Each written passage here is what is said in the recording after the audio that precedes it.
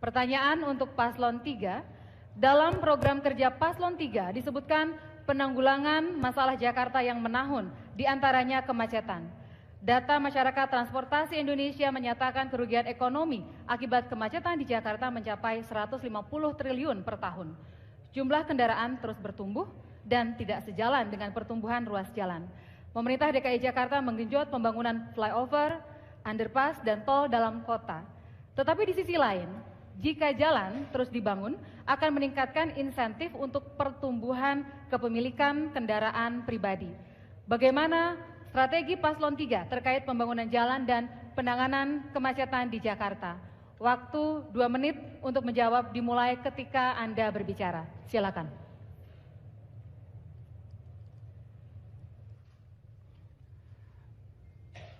Problem kemacetan di Jakarta karena kita semua mayoritas menggunakan kendaraan pribadi.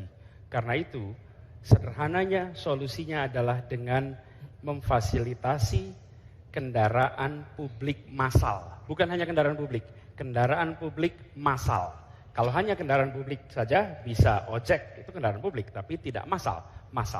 Arahnya kemana? Arahnya kepada penggunaan seperti busway, bis, minibus, sampai dengan angkot. Yang kita akan bangun adalah sistem transportasi yang terintegrasi. Artinya, kalau kita membayangkan warga Jakarta seperti badan, maka jalur transportasi adalah pembuluh darahnya. Bisa mengalir ke seluruh bagian.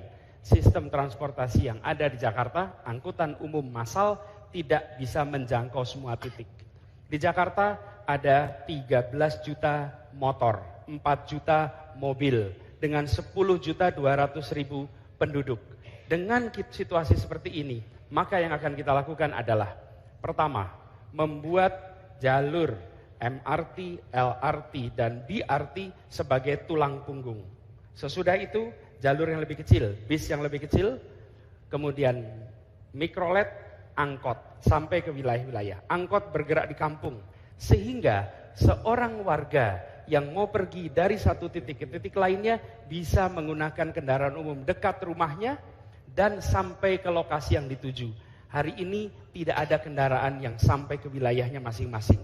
Dan kita akan menyiapkan Rp5.000 untuk seluruhnya. Bukan hanya busway, naik mikrolet, naik angkot, bayar Rp5.000, pindah tiket terusan tanpa harus bayar sampai ke tempat tujuan.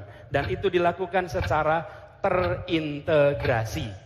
Dengan cara demikian semua akan mendapatkan manfaat. Terima kasih. Waktu habis.